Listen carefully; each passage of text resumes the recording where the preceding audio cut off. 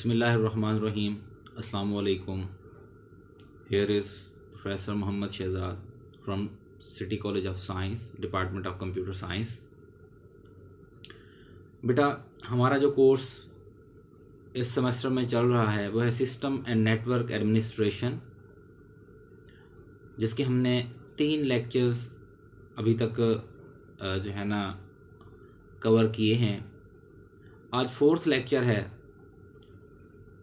आज के लेक्चर में हम प्रीवियस लेक्चर जो हुआ लेक्चर नंबर 3 लास्ट टाइम, उस लेक्चर के रिमेनिंग कंटेंट्स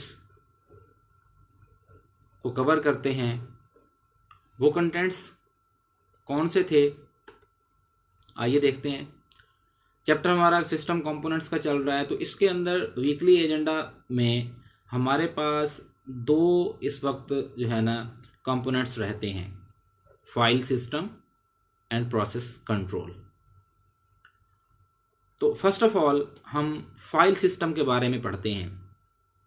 बेटा कोई भी ऑपरेटिंग सिस्टम है, फाइल सिस्टम एक बहुत ही इम्पॉर्टेंट पार्ट होता है उसका। यूं समझ लें कि जब भी हम कोई डेटा इकट्ठा करते हैं रियल वर्ल्ड के अंदर, हकीकत में अपने इर्द गिर्द जब हम कुछ चीज़ों को इकट्ठा कर रहे होते हैं, इवन दो के अपने होम्स में भी, तो अगर उन तमाम चीज़ों को हम एक ही जगह पे फेंक देते हैं तो उसका नुकसान ये होता है कि हमें बाद में चीज़ें अरेंज की हुई नहीं मिलती। अगर हमें कुछ चीज़ें ढूंढनी पड़ जाएं तो हमें बहुत मुश्किल होती है।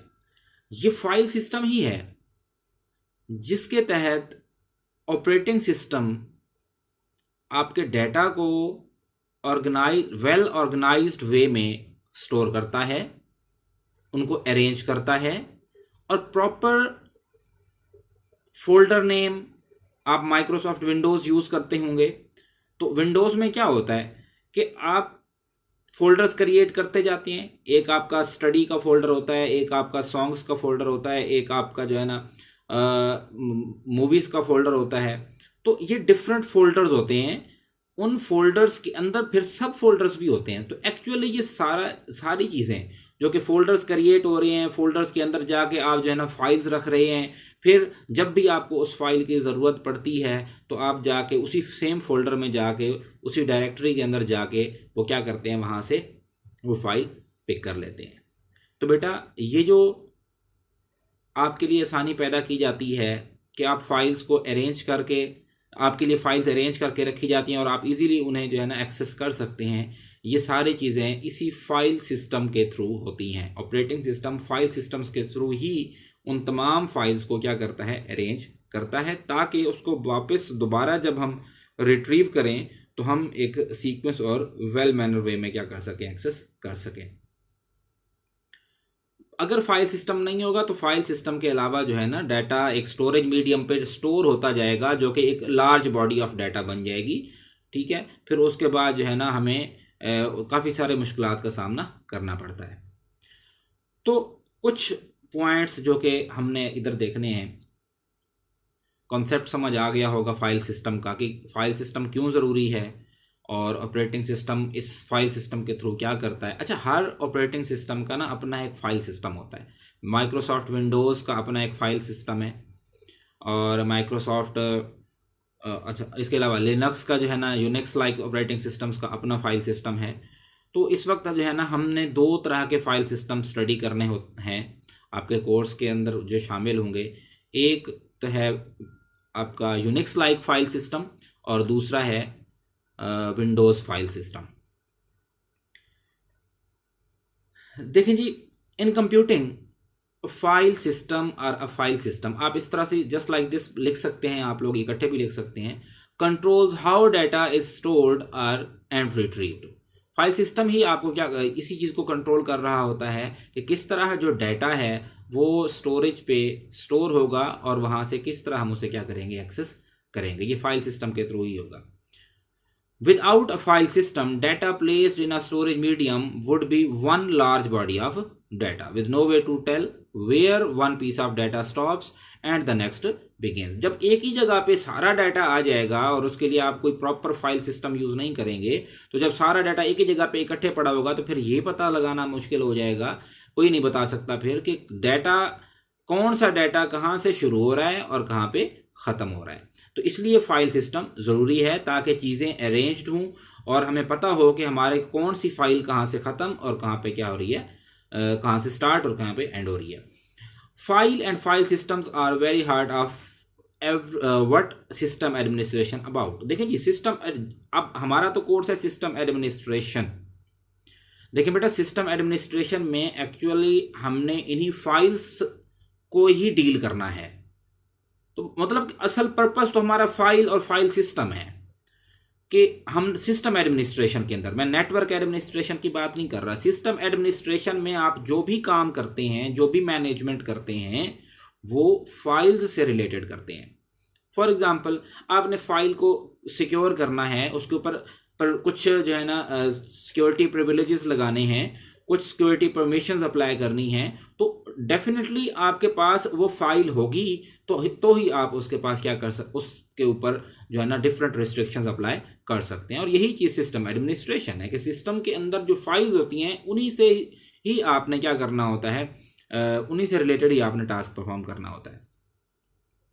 Every task in host administration और network configuration involves making change to file. देखिए, कोई भी काम आप कर रहे हैं, इवन दो कि आप होस्ट की एडमिनिस्ट्रेशन कर रहे हैं या आप कोई नेटवर्क की कॉन्फ़िगरेशन कर रहे हैं, आप जब भी कोई टास्क परफॉर्म करते हैं तो एक्चुअल में एक फाइल होती है, जिस फाइल के अंदर आप जाके चेंज करते हैं तो ही उसके ऊपर वो कॉन्फ़िगरेशन क्या होती है, अप्लाई होती है।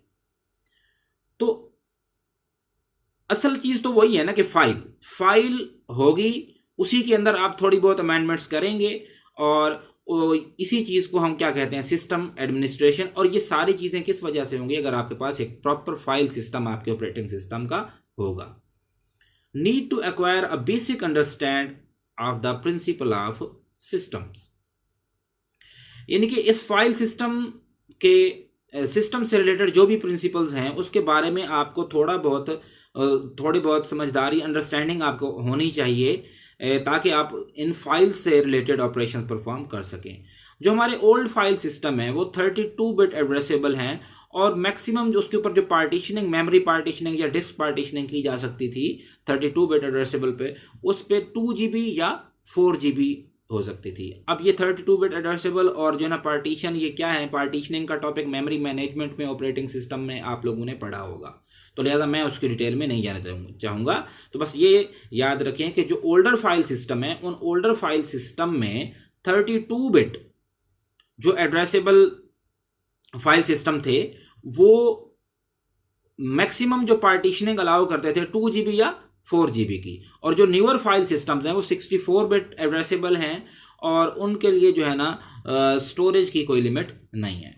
Unix use N index node system of block addressing, ये आगे हम देखेंगे। इंडेक्स नोड सिस्टम, आई नोड सिस्टम या इंडेक्स नोड सिस्टम जो है ना, ये यूनिक्स यूज करता है फाइल्स के को एक प्रॉपर एक आईडी देने के लिए कि कोई भी फाइल आती है जब भी प्रोसेस होने के लिए तो उसको एक इंडेक्स जो है ना दिया जाता है। जिस तरह आप कहीं भी कॉलेज में एडमिशन लेते हैं तो आपको एक रोल नंबर असाइन किया जाता है और पूरा यानी कि पूरा ड्यूरेशन जो है ना आप उसी रोल नंबर से ही क्या किए जाते हैं, रिकॉग्नाइज किए जाते हैं। अगर आप का एग्ज़ाम लिया जाता है तो उसी रोल नंबर के बिहाफ पे लिया जाता है, अगर आपकी अटेंडेंस मार्क की जाती है तो उसी रोल नंबर के बिहाफ पे की जाती है। तो फाइल से रिलेटेड फिर जो भी ऑपरेशन हम परफॉर्म करते हैं, इवन दो कि हमने फाइल को डिलीट करना है या फाइल के अंदर कोई चेंजिंग करनी है या फाइल को एक्सेस करना है, तो हम उसके उसी इंडेक्स से ही क्या करते हैं, एक्सेस करते हैं। DOS use tabular lookup system, ये डॉस डिस्क ऑपरेटिंग सिस्टम की बात कर रही है। फाइल सिस्टम जो है सबसे पहले हम देखते हैं, मैंने बताया कि हम दो तरह के फाइल सिस्टम को स्टडी करेंगे, यूनिक्स लाइक ऑपरेटिंग सिस्टम का और विंडोज ऑपरेटिंग सिस्टम का। तो फर्स्ट ऑफ ऑल हम देख रहे हैं कि फाइल सिस्टम यूनिक्स का किस तरह का होता है कि उसके अंदर यानी कि यूनिक्स ऑपरेटिंग सिस्टम किस तरीके से फाइल्स को स्टोर करता है, अरेंज करता है ताकि हम उसको क्या कर सकें, एक्सेस कर सके। तो हमने इसी यूनिक्स के फाइल सिस्टम को समझना है कि कोई फाइल क्रिएट होगी या स्टोर होगी तो वो किस तरह होगी, कहाँ पर वो पड़ी होगी, हमें कैसे पता चलेगा, कौन से फोल्डर कौन सी डायरेक्टरी में जाएगी वो हमें कैसे पता चलेगा। तो ये हमें उसका मॉडल, फाइल मॉडल हमें समझना जरूरी है, तभी हम उसको क्या कर सकते हैं, यूज कर सकते हैं। इसके अंदर जो फाइल मॉडल, अच्छा विंडोज का अगर फाइल मॉडल देखा जाए तो विंडोज में ग्राफिकल यूजर इंटरफेस होता है, तो उसके अंदर आप क्या करते हैं, फोल्डर्स क्रिएट करते जाते हैं और उसके अंदर फाइल्स आप प्लेस करते जाते हैं, सिंपल होता है उसका, आप कॉमनली यूज करते हैं। अपने मोबाइल का इंटरफेस देखें तो उसके अंदर भी आपकी फाइल इस तरह पड़ी हुई होती हैं, सामने आइकॉन होता है और बैकएंड पे जो है ना उसका डाटा स्टोर होता है। तो वो तो हमें पता होता है कि ये कौन से फोल्डर में कहाँ कोई चीज पड़ी हुई है, लेकिन यूनिक्स फाइल मॉडल के अंदर थोड़ी सी जो है ना डिफरेंट सिचुएशन होती है। इसका एक तो जो मॉडल स्ट्रक्चर होता है ना वो हायरार्किकल मॉडल वे में होता है, यानी कि जस्ट लाइक अ ट्री में क्या होता है कि एक ही उसके एक रूट सिस्टम होता है और आगे जो होती है ना फर्दर उसकी ब्रांचेस बनती जाती हैं, रूट सिस्टम सिंगल होता है उसका। Make use directories and sub directories to form a tree. एक यूनिक्स के अंदर एक ऑपरेटिंग सिस्टम का एक ही रूट डायरेक्टरी होती है, मेन डायरेक्टरी हम उसे कह सकते हैं, बाकी सब जो उसकी सब डायरेक्टरीज होती हैं। एक मेन डायरेक्टरी होती है और बाकी सब क्या होती हैं, उसकी सब डायरेक्टरीज होती हैं। यानी कि एक, अगर आप मैं विंडोज की बात करूं तो समझ लें कि हालांकि विंडोज में ऐसा होता नहीं है, एक मेन फोल्डर होता है, उस मेन फोल्डर के अंदर फर्दर क्या होते जाते हैं, फोल्डर्स बनते जाते हैं। ये कोई स्टैंडर्ड एग्जांपल नहीं है, जस्ट आपके समझाने के लिए कि आपको समझ आ जाए, पेपर में लिख नहीं देनी आप लोगों ने, समझ आ जाए कि इस बात का मतलब क्या है कि बेटा फॉर एग्जांपल आपने लोकल डिस्क सी या लोकल डिस्क डी या लोकल डिस्क ई जब पार्टीशनिंग की हुई होती है तो आपके उस पर होती है, तो सी डी ई में अब जब आप डी सिलेक्ट करते हैं तो डी एक समझ लो कि रूट डायरेक्टरी है, मेन डायरेक्टरी है, उसके अंदर बाकी सारी चीजें मौजूद होंगी। बात क्लियर होगी ना? तो मतलब अब अगर इस तरह मैं रूट को देखूं तो रूट सिर्फ और सिर्फ लोकल डिस्क डी नहीं होगा, लोकल डिस्क सी नहीं होगा, लोकल डिस्क ई नहीं होगा। तो लेकिन यूनिक्स के अंदर जो होता है ना, वो जो मेन डायरेक्टरी है वो एक होती है, एक से ज्यादा नहीं है, बाकी सारी जो है ना उनकी सब डायरेक्टरीज होती हैं, सब फोल्डर्स कह लें। अब क्योंकि फोल्डर तो एक आइकॉन होता है, एक ग्राफिकल आइकॉन होता है, एक इमेज होती है, हम उसे फोल्डर कह देते हैं। लेकिन यूनिक्स के अंदर क्योंकि फोल्डर्स नहीं है, फोल्डर्स हम नहीं लगाते, समझ लें कि हम उसको डायरेक्टरी का वर्ड यहाँ पर यूज करते हैं, सब डायरेक्टरीज या directories to form a tree. हम क्योंकि मैं ये आपको बैक एंड की बात कर रहा हूं, मैं फ्रंट एंड की बात नहीं कर रहा। All file system based on index nodes are I nodes. जितने भी फाइल सिस्टम है यूनिक्स का, टोटल फाइल सिस्टम डिपेंड करता है आई नोड्स पे। आई नोड्स क्या है, नेक्स्ट स्लाइड में हम देखने वाले हैं कि आई नोड्स होते क्या हैं, क्योंकि टोटल फाइल सिस्टम उन्हीं आई नोड्स पे डिपेंड कर रहा है। तो ये आई नोड क्या होंगे, इंडेक्स नोड्स हैं। इंडेक्स एक नंबर होता है। Every file has index entry stored in a special part of file system, यानी कि फाइल सिस्टम के एक खास हिस्से में, एक स्पेशल पार्ट में हर फाइल की एक एंट्री स्टोर होती है। ठीक है, इन शॉर्टकट के जो इंडेक्स नोड होता है, ये आई नोड, ये एक डेटाबेस है, समझ लें ये एक डेटाबेस है।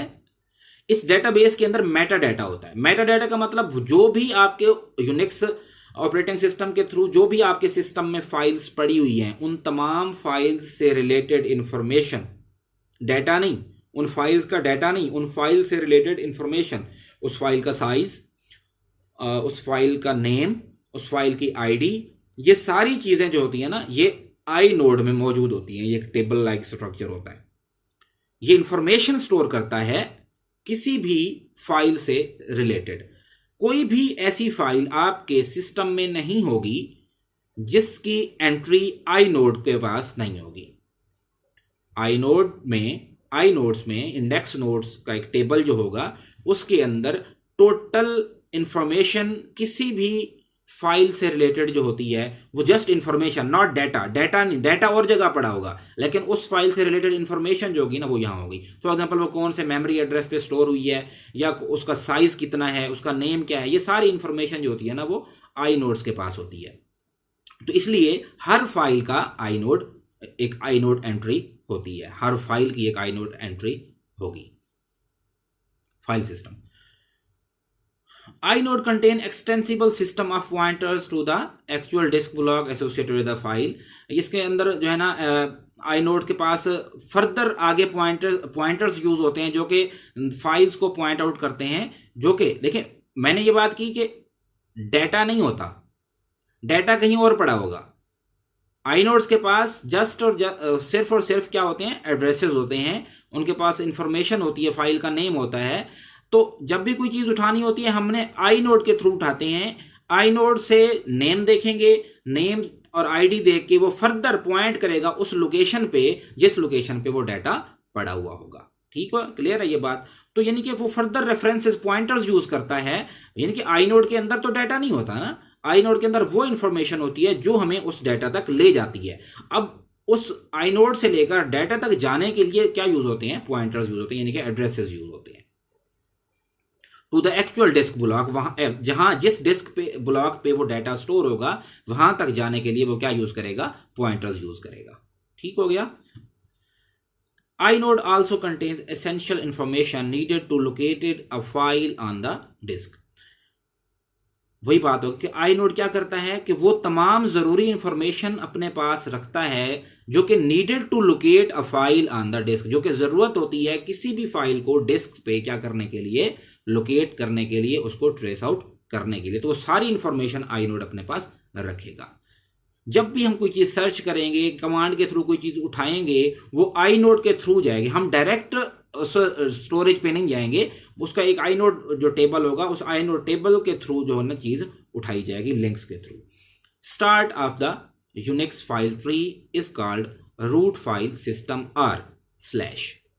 देखिए बेटा कि जो यूनिक्स ऑपरेटिंग सिस्टम है, यूनिक्स ऑपरेटिंग सिस्टम के फाइल सिस्टम में जो स्टार्टिंग डायरेक्टरी है, जो मेन डायरेक्टरी है, उसकी जो रूट फाइल है, हम उसे कह सकते हैं रूट डायरेक्टरी है, वो एक्चुअल में उसे हम रूट कहते हैं या हम उसे स्लैश कहते हैं। रूट फाइल भी कह सकते हैं, स्लैश भी कह सकते हैं। बाकी इससे आगे फर्दर इसके अंदर मौजूद होंगी सब डायरेक्टरीज होंगी।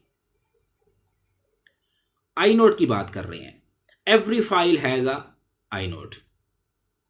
मैंने पहले बात की कि आईनोड हर फाइल का होगा, क्योंकि आईनोड वो तमाम नेसेसरी इंफॉर्मेशन रखता है जो कि उस फाइल को आपके सिस्टम की हार्ड ड्राइव पे या आपके सिस्टम की स्टोरेज से लोकेट करने के लिए यूज होते हैं। अगर आईनोड में किसी फाइल की एंट्री नहीं होगी तो हम फिर उसको लोकेट नहीं कर सकेंगे। Every file has inode contains all file information except data.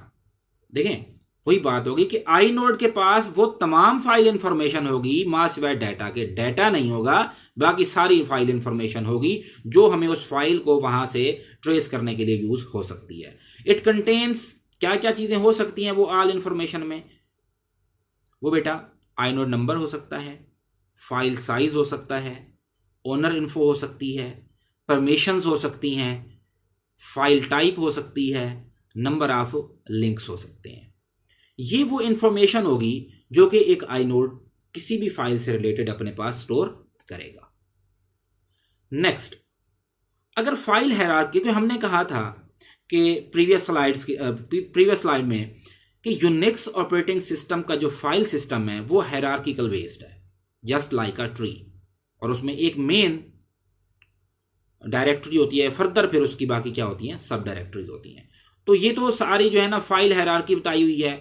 ये जो स्लैश है ये रूट को रिप्रेजेंट करता है, रूट डायरेक्टरी को। फर्दर बिन, अब अगर डायग्राम में देखें आप तो ये रूट डायरेक्टरी है फर्स्ट ऑफ ऑल, यहां स्लैश भी लगा सकते हैं, उसके अंदर फर्दर उसकी सब डायरेक्टरीज हैं। अब अगर आपने इस बिन को एक्सेस करना है, बाइनरी को, इस बाइनरी में क्या होती है, इस फाइल में जो भी आप कमांड एग्जीक्यूट करेंगे वो तमाम कमांड्स एग्जीक्यूट होंगी और उनकी फाइल्स जो होती हैं वो बिन में पड़ी होती हैं। ठीक है। अच्छा बेटा यहां पर ये आपने बिन को एक्सेस करना है तो रूट का पाथ दिया, आपने रूट लिखा या स्लैश लिखा और उसके बाद बिन लिखा, तो ये आप इस फाइल तक आ गए हैं। अब अगर आप आना चाहते हैं इस फाइल तक, या etc फाइल है, बिन फाइल है, लोकल है, जो कि रूट से यूजर एंड फिर बिन etc फर्दर, ये इसकी ये मेन डायरेक्टरी, ये उसकी सब डायरेक्टरीज, फर्दर उसकी क्या होती हैं, सब डायरेक्टरीज होती हैं। तो अगर मैं आपको इसकी एग्जांपल दिखाऊं तो ये देखें, ये लोकल, तो क्या बनेगा इसका पाथ, इसकी कमांड क्या बनेगी, स्लैश, स्लैश के बाद क्या आएगा, यूजर यूएसआर, फिर स्लैश, हर डायरेक्टरी के बाद आपने स्लैश लगाना है, स्लैश यूएसआर स्लैश लोकल, आप लोकल को एक्सेस कर लेंगे। तो उसकी कमांड जो होगी ना वो देख सकते हैं कि स्लैश यूएसआर स्लैश लोकल, ये यूजर्स कस्टम सॉफ्टवेयर एडेड होते हैं। ठीक हो गया ना। तो किसी भी, अब बाकी आगे जितनी भी फाइल्स क्रिएट होती जाएंगी आपके इस यूनिक्स ऑपरेटिंग सिस्टम के थ्रू सिस्टम में, तो वो इस रूट के फर्दर सब डायरेक्टरीज बनती जाएंगी। कुछ फाइल्स आपकी जो होंगी लोकल सॉफ्टवेयर जो होंगे वो इससे रिलेटेड होंगे, कुछ लाइब्रेरी फाइल्स होंगी तो वो इससे रिलेटेड होंगी, कुछ नेटवर्क से रिलेटेड फाइल्स होंगी तो वो इससे रिलेटेड होंगी। ठीक हो गया। तो इससे यूजर की ये फाइल्स हैं, होम की ये फाइल्स हैं, ठीक है, फर्दर सब की सब डायरेक्टरी, तो इसलिए तो इसको ट्री कहते हैं। तो मेन सिस्टम, इसका रूट सिस्टम एक है और बाकी आगे इसकी ब्रांचेस बनती जाती हैं। तो ये होता है Unix like file system, Unix operating system का। अब हम बात करते हैं कि यूनिक्स ऑपरेटिंग सिस्टम में, अभी हमने एक बात पहले भी की थी कि आई नोड जो है ना वो लिंक्स यूज करता है।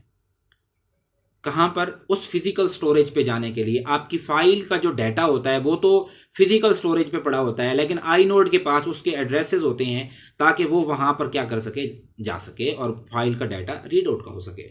अब कुछ लिंक्स यूज होते हैं लिनक्स के अंदर या यूनिक्स के अंदर। दो तरह के लिंक मेनली यूज होते हैं, सिंबॉलिक लिंक्स, उन्हें हम सॉफ्ट लिंक्स भी कहते हैं, और दूसरे होते हैं हार्ड लिंक्स।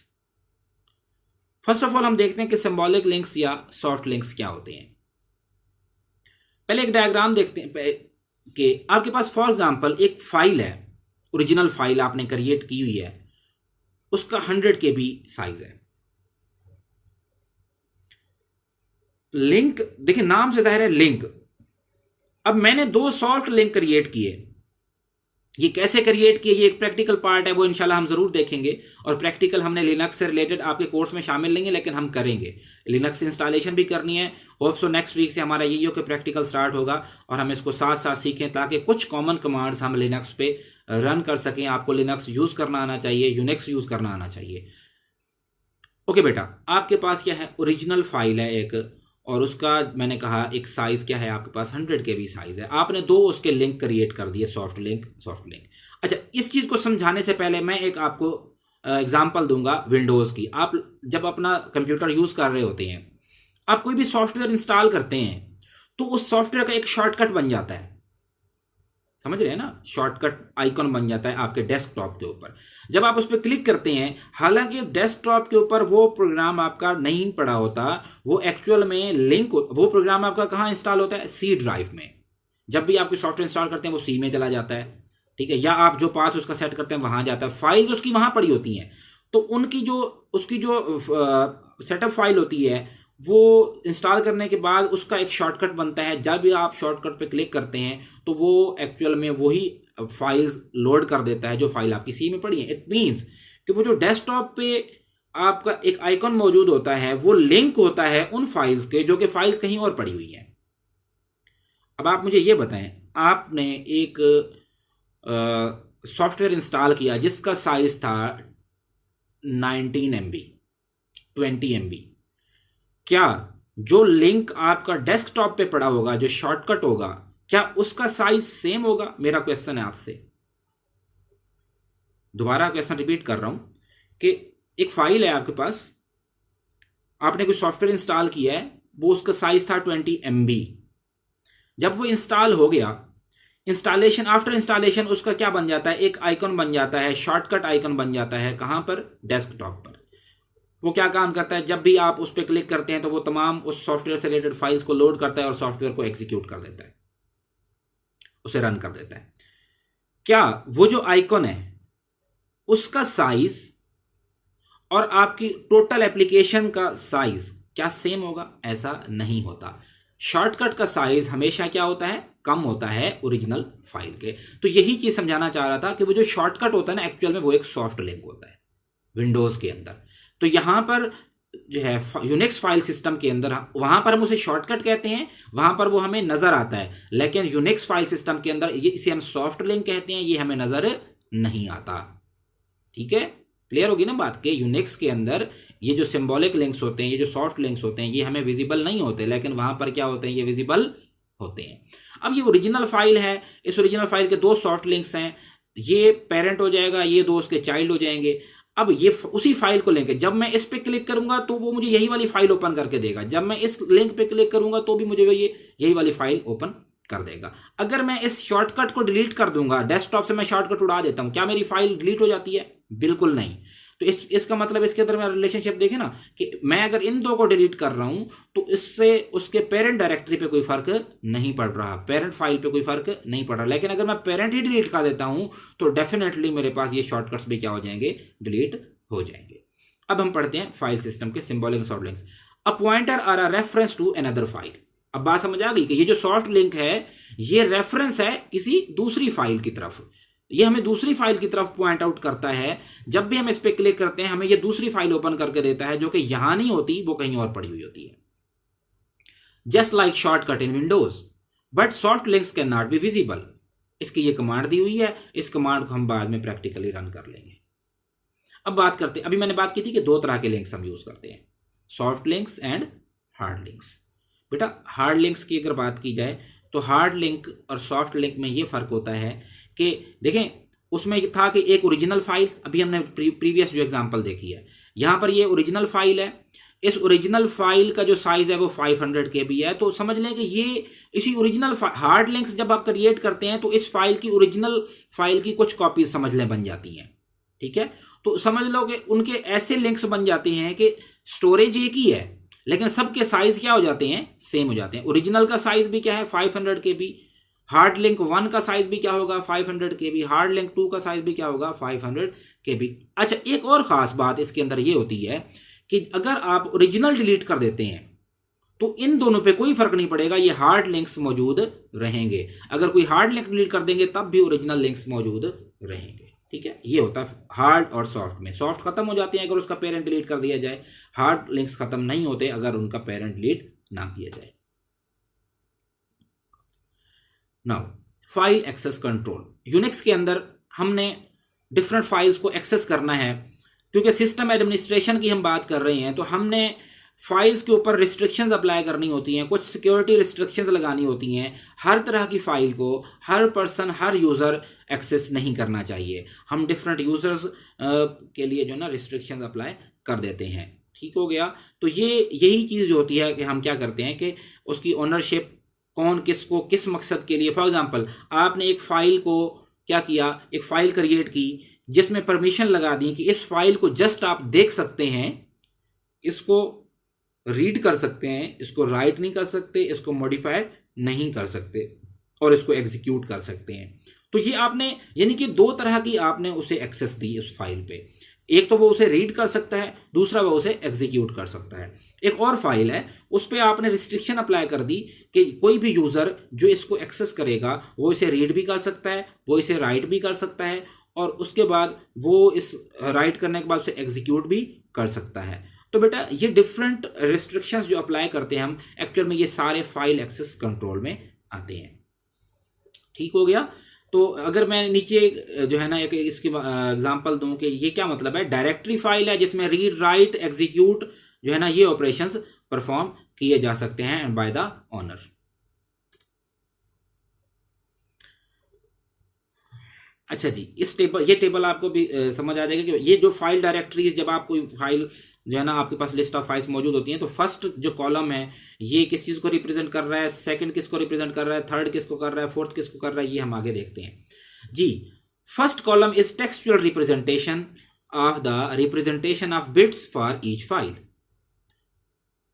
ये टेक्सचुअल रिप्रेजेंटेशन है बिट्स की हर फाइल के लिए, ठीक हो गया। डायरेक्टरी फाइल है, रीड हो सकती है, राइट हो सकती है, एग्जीक्यूट हो सकती है, ये इस तरह की है ना उसकी टेक्सचुअल रिप्रेजेंटेशन है। बिट्स ऑफ ईच फाइल, ये सिक्योरिटी बिट्स हैं, परमिशन बिट्स होंगे कि आप आगे देखेंगे अभी अगली स्लाइड के अंदर कि हम जो रिस्ट्रिक्शंस अप्लाई करेंगे वो हम रिस्ट्रिक्शंस कोई नंबर्स के लिहाज से भी लगा सकते हैं ऑक्टल की फॉर्म में, हम उनको टेक्सचुअल बेस भी लगा सकते हैं, ठीक है। टेक्सचुअल बेस जब हम अप्लाई करते हैं तो उनके फर्स्ट लेटर्स रीड के लिए आर यूज कर लेते हैं, ये परमिशंस होती हैं जो कि फाइल पे हमने देनी होती हैं। ओके, तो फर्स्ट कॉलम जो है ना वो टेक्सचुअल रिप्रेजेंटेशन का है, जो कि हम बिट्स, सिक्योरिटी बिट्स आप कह लें, परमिशन बिट्स कह लें हर फाइल के। सेकंड कॉलम जो है ना वो number of hard links to the file है। ये जो सेकंड कॉलम है इसके अंदर, ये यानी कि इस फाइल के जो होंगे, ये जो फाइल इस वक्त है, ये फाइल के 2 हार्ड लिंक हैं, 2 हैं, 2 एक है, एक, ये नंबर ऑफ हार्ड लिंक्स की बात की जा रही है, ठीक है। और हार्ड लिंक मैंने बताया कि उसकी एक फुल कॉपी होती है, समझ लें। Second column is the number of hard link to the file. Third and fourth column are the user name and group name. Third और फोर्थ कॉलम्स जो हैं कि जो यूजर और ग्रुप उन्हें यूज कर सकता है, उनके यहां पर नेम दिए हुए हैं, ठीक है।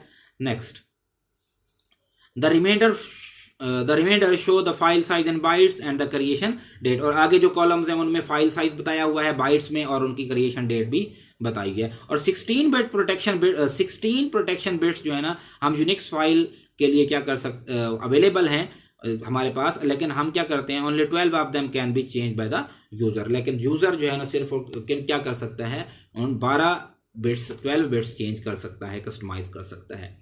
ये यूनिक्स फाइल सिस्टम के अंदर जो है ना कुछ रिलेशनशिप है बाइनरी के अंदर, ऑक्टल और टेक्स्ट के अंदर। जब हम देखें, जब भी हम रिस्ट्रिक्शन अप्लाई करते हैं, जब भी हम परमिशंस अप्लाई करते हैं, तो अगर हम बाइनरी फॉर्मेट यूज कर रहे हैं तो वो कुछ इस तरह से होगा कि ये बिट्स यूज होते हैं, 3 बिट कोड यूज होता है।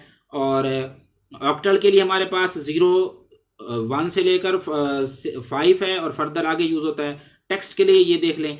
अच्छा, अब सपोज करें अगर मैं इसको समझूं, 1 के लिए मैं यूज करता हूं -x, 2 के लिए मैं यूज करता हूं -w-, ये मैं यूज कर रहा हूं, ये टेक्स्ट है उसका। अब लास्ट को देखिए, मेरे पास है 644, 6 के लिए क्या है हमारे पास, rw-, देखें rw-, ठीक हो गया, रीड एंड राइट। अच्छा, उसके बाद है 4 के लिए क्या यूज हो रहा है, r-, आगे भी 4 है तो r-। तो यानी कि उसी ऑक्टल कोड की ये टेक्सचुअल रिप्रेजेंटेशन है। तो ये जस्ट आपने रिलेशनशिप समझना है कि उसको हम टेक्स्ट में कैसे कन्वर्ट कर सकते हैं। आगे मजीद डिटेल के साथ देखते हैं। खैर, फाइल सिस्टम में chmod कमांड जो है ये चेंज करती है परमिशंस को या मॉड ऑफ फाइल को। चेंज मॉड के शॉर्टकट है, समझ लें कि फाइल का मॉड चेंज करती हैं, उसके करने के लिए हम इसको यूज करते हैं यूनिक्स के अंदर, या उसकी परमिशंस को चेंज करने के लिए हम यूज करते हैं। Only the owner of the file or the super user can change the permission. अच्छा, जो परमिशन चेंज करेगा वो भी हर यूजर नहीं कर सकता, उस फाइल का ऑनर यूज कर सकता है या सुपर यूजर मतलब उसका एडमिनिस्ट्रेटर उसे चेंज कर सकता है। Here are some examples of it, used, try them, और इसको आपने यूज भी करना है, ठीक हो गया। तो ये डिफरेंट फाइल्स हैं जो कि प्रैक्टिकल का पार्ट होंगी, इसको हम बाद में देख लेंगे। ओके बेटा, file systems, Unix file system में न्यू फाइल ऑब्जेक्ट जब आप कोई क्रिएट करते हैं, तो जब भी आप कोई हम न्यू फाइल क्रिएट करते हैं उसके ऊपर कुछ स्टार्ट में ही परमिशंस अप्लाई कर देनी होती हैं, और वो हम करते हैं umask के थ्रू, ठीक है। फॉर एग्जांपल, आपने ऐड किया umask 077, इट मीन्स कि फाइल आपकी सेव है, लेकिन कैसे, आपको अभी नहीं समझ आ रही होगी कि भाई 077 है और आप आगे लिखा हुआ है सेफ, आपने पढ़ दिया, हमने सुन लिया, लेकिन कैसे, आगे देखते हैं। फिर मैं स्लाइड पे वापस आता हूं। ये टेबल जो है, how do I calculate umask, हम umask कैसे कैलकुलेट कर सकते हैं, और परमिशंस जो हैं वो ऑक्टल वैल्यूज के थ्रू कैसे देखते हैं। अगर तो 0 यूज कर रही हैं, इसका मतलब उसको परमिशन है, वो रीड भी कर सकता है, राइट भी कर सकता है, एंड एग्जीक्यूट भी कर सकता है। रीड, राइट एंड एग्जीक्यूट, ठीक हो गया। अच्छा जी, रीड, राइट एंड एग्जीक्यूट कर सकता है। उसके बाद 7, तो ये 7 है, 6 एग्जीक्यूट ओनली, 5 राइट ओनली। तो अगर हम 077 की बात करें प्रीवियस आके, तो क्योंकि 0 है तो इसमें क्या हो सकता है, इस फाइल के ऊपर, हाँ जी, इसके ऊपर क्या हो सकता है कि आपके पास इस वक्त देखें तो ये सेफ है, लेकिन आप इसको कैलकुलेट करेंगे, इसका जो यू मास्क के बाद इसकी वैल्यू होगी कैसे, इसकी डिफॉल्ट वैल्यू जो है ना 666 है, 666 से इसको माइनस करेंगे, जो भी आंसर आएगा इसका वो उसकी यू मास्क वैल्यू हो सकती है। अच्छा, अब ये चीज़ जो है ये 077 है, इसका मतलब 7 का मतलब क्या है कि किसी को कोई परमिशन नहीं है, किसी को कोई परमिशन नहीं है, प्लेन फाइल्स हैं। फॉर इंस्टांस अगर यू मास्क ये देखे जाएं तो इसके अंदर भी हमारे पास परमिशंस डिफरेंट हो सकती हैं। अच्छा, एक और चीज़, अभी क्योंकि ये कुछ कमांड्स हैं, कोड्स हैं, जब तक हम इनको प्रैक्टिकली नहीं करेंगे तो ये काफ़ी डिफिकल्ट होते हैं। जो लोग इनको फर्स्ट टाइम सुन रहे हैं, यूज़ कर रहे हैं, तो उनके लिए तो मैं पहले बता रहा हूँ कि थोड़ा सा डिफिकल्ट काम है ये। होप सो नेक्स्ट वीक तक हम जैसे ही देखेंगे, हम देखेंगे नेक्स्ट वीक में जैसे हम प्रैक्टिकल की 1-2 क्लासेस में चाह रहा था कि आप लोगों की हो जाएं, जिसमें आपको लिनक्स इंस्टॉल करना और यूनिक्स इंस्टॉल करना और उसके बाद जो है ना उसके ऊपर डिफरेंट कमांड्स रन करना, उनमें न्यू फाइल क्रिएट करते हैं तो उसके ऊपर यू मास्क कैसे कैलकुलेट करेंगे और क्रिएट करेंगे। ठीक है, इसके ऊपर बाकायदा हमारा पूरा एक लेक्चर नेक्स्ट होगा। तो फिलहाल फाइल सिस्टम के अंदर हमने इस चीज़ को कवर करना है, तो उसके लिए भी हम ये how do I calculate you mask, उसके लिए हम ऑक्टल को यूज़ करते हैं, और ऑक्टल क्या क्या रिप्रेजेंट कर रहा है ये देखें। अच्छा, इसको अगर देखें तो बिट 0 जो है ये ओनर को रिप्रेजेंट करता है, टारगेट है उसका ओनर 0 बिट जो है, और इसका मतलब फाइल परमिशन क्या होती है उसके लिए, रीड राइट एंड एग्जीक्यूट होती है। 7 जो है ना ग्रुप को टारगेट कर रहा है, 7 अदर्स को, तो अदर्स के लिए नो परमिशन यहां पर इसलिए उसने कहा था कि सिर्फ और सिर्फ ओनर को परमिशन है, ग्रुप और अदर्स को परमिशन नहीं है। ग्रुप एंड अदर को देखिए 3 तरह के समझ लें कि आपके यूजर्स हैं, ओनर, ग्रुप, अदर्स। पहला बिट ओनर के लिए 0 है, 0 बिट। होप सो कि अब आप लोगों को समझ आ जाए, गौर से जरा चीज को सुने कि हमने यू मास्क अप्लाई किया 077 फर्स्ट जो बिट है octal bit, that bit represent owner, second bit represent group, third bit represent others. If I said 077, it means 0 means previous slide में देखें read, write and execute. 7 means no permission.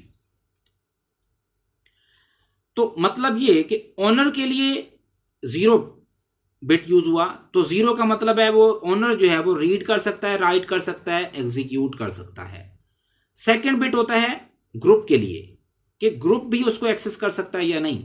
अगर मैं group के लिए यहां 0 लगा देता और अदर्स के लिए भी मैं क्या लगा देता, 0 लगा देता, तो 000 का मतलब ये होता कि ओनर, ग्रुप एंड अदर्स, उनको रीड, राइट एंड एग्जीक्यूट तीनों को क्या होती, परमिशन होती। अब क्योंकि 0 सिर्फ किसके लिए इस्तेमाल किया गया है, ओनर के लिए, तो इसलिए यहां पर जस्ट ओनर को ही रीड, राइट, एग्जीक्यूट की होगी। और 7 का मतलब ग्रुप, क्योंकि हम पीछे टेबल में देख चुके हैं कि 7 का मतलब होता है नो परमिशन।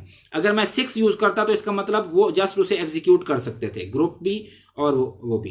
तो 7 का मतलब यही हो जाएगा। ठीक हो गया, तो group no permission, no permission. अब आपको इस बिट जो है ना टेबल से होप सो क्लियर हो जाना चाहिए कि ये जो 3 बिट परमिशन हम यू मास्क में अप्लाई करते हैं उसमें फर्स्ट बिट जो होता है ना वो ओनर को रिप्रेजेंट करता है, सेकंड ग्रुप को और थर्ड अदर को। आप नंबर देखेंगे और नंबर को इस टेबल में मैच कर लेंगे कि अगर फॉर एग्जांपल 0 मैंने यूज किया 0 3 2, दोबारा रिपीट कर रहा हूं, मैंने यू मास्क क्या यूज किया 0 3 एंड 2। बेटा 0 3 एंड 2 का क्या मतलब है, 0 मींस 0 किसको पहला किसको रिप्रेजेंट करेगा, ओनर को। 3 किसको रिप्रेजेंट करेगा, जो सेकंड होगा वो करेगा ग्रुप को, और थर्ड अदर को। तो यहां पर जो है अब हमने ये देखना है 0 यूज हो रहा है ओनर के लिए, तो इसका मतलब ओनर क्या कर सकता है, रीड, राइट एंड एग्जीक्यूट कर सकता है। 3 किसके लिए यूज हो रहा है, 3 यूज हो रहा है ग्रुप के लिए, ग्रुप क्या कर सकता है, उसको 3 में देखें रीड ओनली कर सकता है। और आगे 2 किसके लिए यूज हो रहा है, अदर्स के लिए, अदर्स क्या कर सकता है, रीड एंड एग्जीक्यूट कर सकते हैं। ठीक है, तो आप यहां से कुछ सैंपल कोड्स लिख सकते हैं। तो तो आपसे पूछा जाएगा कि किस तरह की जो है ना, अच्छा ये पेपर में इस तरह का सवाल क्वेश्चन आ सकता है कि कैलकुलेट करने हैं आपने यू मास्क, उसमें क्या होगा कि मैं रिस्ट्रिक्शंस जो है ना वो उस पर जो है ना यू मास्क अप्लाई करूंगा और मैं आपसे पूछूंगा इस पे परमिशन लेवल्स जो है ना वो बताएं, या आपको एक क्राइटेरिया दिया जाएगा कि ये एक फाइल है, इसके ऊपर ये परमिशंस जो है ना वो आपने सेट करनी है कमांड के थ्रू, तो वो आपने उसको कैसे, तो आप तभी कर सकते हैं अगर आपको ये ऑक्टेट चीज। अच्छा, अगर ये चीज़ आपको समझ ना आई हो तो काइंडली आप लोग मुझे टेक्स्ट करके बता दीजिएगा ताकि मैं नेक्स्ट लेक्चर में इसको मजीद रिपीट कर दूंगा। ओके, आगे चलते हैं। तो ये चीज़ आपको समझ आ गई, ठीक हो गया बेटा। Next, access control list. अच्छा जी, अब ये तो अभी हमने देखा कि हम फाइल के ऊपर क्या करते हैं कि पूरी फाइल पे हम रिस्ट्रिक्शन अप्लाई करते हैं, परमिशंस लगाते हैं, उसको पूरा ग्रुप या पूरे जितने भी यूजर्स होते हैं उन सब के लिए वो सेम सिक्योरिटी होती है। यानी कि एक ग्रुप है, उस ग्रुप को अगर आपने रीड की जो है ना फैसिलिटी दी है, रीड की एक्सेस दी है, तो वो पूरा ग्रुप जो होगा ना रीड कर सकता है। लेकिन उस ग्रुप में से अगर आप चाहते हैं कि कुछ मेंबर्स जो हैं वो उसको रीड भी ना कर सकें, आप उन्हें क्या करते हैं, कोई भी परमिशन नहीं देना चाहते, यानी कि इंडिविजुअली आप हर एक पर्सन के लिए, हर एक यूजर के लिए अलग से ही परमिशन सेट करना चाहते हैं, तो उसके लिए हम ACLs यूज करते हैं, access control list.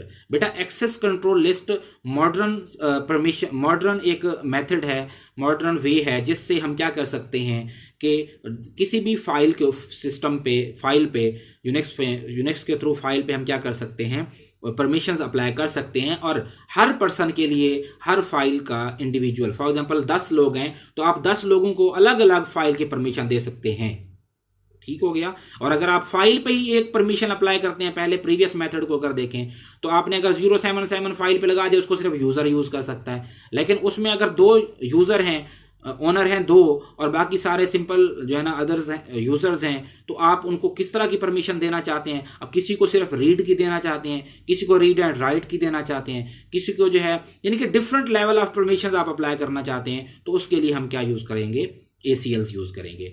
ACLs are access control list are the modern replacement for file modes and permissions. ये आज कल के समझ लें कि जदीद एक रिप्लेसमेंट है फाइल मोड्स एंड परमिशंस की। With access control list, we can specify precisely the access rights to files for each users individually. ये देखें, इस लाइन को अच्छे से अंडरस्टैंड करने की जरूरत है कि एक्सेस कंट्रोल लिस्ट से we can specify precisely, बिल्कुल क्लोजली हम स्पेसिफाई कर सकते हैं access rights to files for each user individually. अलग अलग हर यूजर के लिए हम यहां पर जो भी उसके एक्सेस राइट्स हैं डिफाइन करवा सकते हैं इन ACLs के थ्रू, ये लिस्ट बनती है। ACLs are literally list of access rights, ये और कुछ नहीं होती, इसके अंदर एक्सेस राइट्स होते हैं कि कौन सा यूजर उसको किस तरह से क्या कर सकता है, एक्सेस कर सकता है। Each file has a list of data structure with a pair of name and permissions, ठीक है। अगर हम आगे देखें फाइल सिस्टम को, तो उसके अंदर यूनिक्स का है और एंटी ऑब्जेक्ट है। इसके अंदर देखें, अगर ये एक पूरी लिस्ट है, इस लिस्ट के अंदर ओनर के लिए क्या जो है ना परमिशंस हैं, ये ग्रुप्स के लिए, ये एक्चुअली ACL है, एक्सेस कंट्रोल लिस्ट के ग्रुप्स के लिए क्या होंगी, अदर्स के लिए क्या होंगी, और यूजर नेम्स के लिए क्या होंगी, ठीक है। यूजर नेम्स की बात यहां की जा रही है कि स्पेसिफिक, ये तो ओनर हो गया, ये पूरा ग्रुप हो गया, और अगर आप स्पेसिफिक यूजर पे लगाना चाहते हैं तो उसके ऊपर भी आप रिस्ट्रिक्शंस क्या कर सकते हैं, अप्लाई कर सकते हैं, ये डिफरेंस है। और अगर प्रीवियस आपने टेबल देखा था, उसके अंदर ओनर, ग्रुप एंड अदर था, लेकिन उसके अंदर इंडिविजुअली यूजर नेम नहीं था। क्लियर होगी बात फाइल सिस्टम तक। अब है जी नेक्स्ट कंपोनेंट, ये अभी तक हमने फाइल सिस्टम को देखा, अब हम देखते हैं process job control, that is also part of your operating system. Unix process model, Unix का प्रोसेस मॉडल हमने देखना है कि वो किस तरह, यूनिक्स के अंदर जो प्रोसेस होता है वो किस टाइप का होता है, किस तरह का होता है। जब भी कोई नया प्रोसेस क्रिएट होता है वो एग्जिस्टिंग प्रोसेस की बिना पे होता है। आपने देखा कि जब भी आप कोई फाइल क्रिएट करेंगे ऑलरेडी वो एक रूट का पार्ट होगी, फिर उस फाइल के अंदर कोई सब डायरेक्टरी उसकी क्रिएट होगी। तो इसी तरह यूनिक्स का जो प्रोसेस मॉडल है इस तरह है कि ऑलरेडी ओल्ड प्रोसेस कोई मौजूद होगा, उसी से ही न्यू प्रोसेस क्या होगा, क्रिएट होगा। User starts process from a shell command line interface program और by clicking on icons in the window manager. User जो है वो प्रोसेस स्टार्ट कर सकते हैं कमांड लाइन इंटरप्रेटर से, इनके शेल से, ठीक है, या कोई इंटरफेस प्रोग्राम के थ्रू भी कर सकते हैं। Every Unix process has a processor, हर प्रोसेस की क्या होगी, प्रोसेस आईडी होगी, which can be use to refer it, suspend it और किल इट, जो कि उसको एक्सेस करने के लिए या उसको जो है ना किल का मतलब है उसको डिलीट करने के लिए, या उसे स्टॉप या रिज्यूम सस्पेंड करने के लिए, मतलब कि उसे वेटिंग स्टेट में लेके जाने के लिए। अब background process is started from a shell using a special character and symbol है, एम्परसेंड साइन है ये at the end. Background process अगर आप कोई एग्जीक्यूट करना चलाना चाहते हैं तो वो आप जो भी कमांड एग्जीक्यूट करेंगे कि वो आपके फ्रंट एंड पे आपको नजर ना आए, बैक एंड पे आए, तो उसके एंड पे आप क्या लगा देंगे, एंड सिंबल लगा दें। अभी इस वक्त एक कमांड दी हुई है, इसमें क्या मतलब है इसका कि वो ऐसी तमाम फाइल्स के नेम आपको दे वो जिनके अंदर ये स्ट्रिंग लिब स्ट्रिंग मौजूद है, यानी कि जिसके फाइल के नेम में फॉर एग्जांपल लाइब्रेरी है, लिबर्टी है, ठीक है, इस तरह और भी फाइल्स ऐसी होंगी जिनके नेम में ये स्ट्रिंग मौजूद होगी। कौन सी, LIB लिब मौजूद होगी, वो तमाम के नेम प्रिंट हो जाएं, आउटपुट की एक फाइल है। तो ये बैकएंड पे कर रहा होगा क्योंकि एंड पे मैंने क्या लगा दिया, ये एम्परसेंड साइन। तो ये वाला जो बैकग्राउंड प्रोसेस बन जाएगा, फिर ये आपको फ्रंट एंड पे नजर नहीं आएगा, बैक एंड पे एग्जीक्यूट होता रहेगा। तो ये है जो कि कमांड यूज हो सकती है, ये समझ आ गई होगी। प्रोसेस कैन बी स्टॉप्ड और स्टार्टेड और killed once and for all. और प्रोसेस जो होते हैं ना उसको हम स्टॉप भी कर सकते हैं, किल एक बार भी कर सकते हैं, और उसको जब जो है ना सबके लिए भी क्या कर सकते हैं, किल कर सकते हैं। Kill command does this and more. जी बेटा, आज हमने देखा कि एक यूनिक्स लाइक ऑपरेटिंग सिस्टम का फाइल सिस्टम किस तरह होता है, उस फाइल सिस्टम के अंदर जो हमने लिंक्स देखे, सॉफ्ट एंड हार्ड लिंक्स, उनका क्या पर्पस होता है, एक्सेस कंट्रोल लिस्ट का क्या पर्पस होता है, यू मास्क कैसे लगाते हैं, कैसे कैलकुलेट करते हैं, परमिशंस कैसे फाइल पे अप्लाई करते हैं, ठीक हो गया, सिक्योरिटी कैसे लगाते हैं। तो आज तो हमने यूनिक्स को डील किया आपके, क्योंकि विंडोज ऑपरेटिंग सिस्टम आप सब यूज करते हैं, उससे तमाम लोग आप फेमिलियर हैं, इसलिए मैं चाहता तो मैं आपको विंडोज ऑपरेटिंग सिस्टम का फाइल सिस्टम समझा देता, वो थोड़ा आसान था बनिस्बत किसके, यूनिक्स के। इसलिए यूनिक्स मैंने एक्सप्लेन किया, मैंने आपको कवर कराया, समझा दिया। आपके लिए एक असाइनमेंट होगी कि जो फाइल सिस्टम है विंडोज ऑपरेटिंग सिस्टम का, विंडोज का जिसके अंदर ग्राफिकल यूजर इंटरफेस आप यूज करते हैं, और नेटवर्क ऑपरेटिंग सिस्टम का, इनका फाइल सिस्टम किस तरह होता है, ये आपकी असाइनमेंट है जो कि आपने नेक्स्ट लेक्चर से पहले सबमिट करवानी होगी।